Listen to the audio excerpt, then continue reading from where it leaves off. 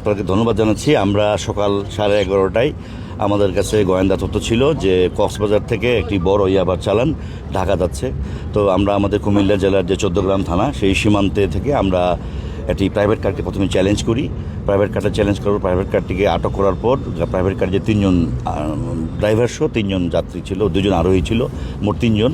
তাদের জিজ্ঞাসাবাদ করার পর একটি কাভার্ড ভ্যান, তারা কাভার্ড ভ্যানটিকে স্কট করতেছিল। মূলত কাভার্ড ভ্যানটিতেই ইয়াবা ছিল।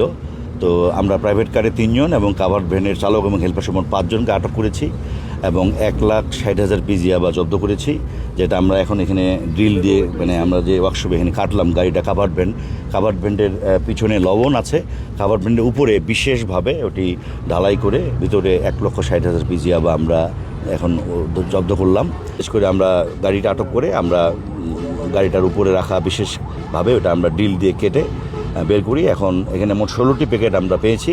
একটি প্যাকেটে 10,000, মোট 1,60,000 পিস ইয়াবা। বর্তমানে এটার বাজার মূল্য আসে 4,80,00,000 টাকা।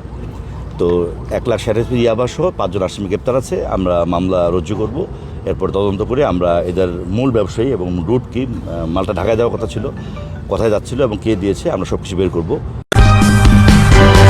সূচনা community.tv, বিনোদনের পাশাপাশি খবর।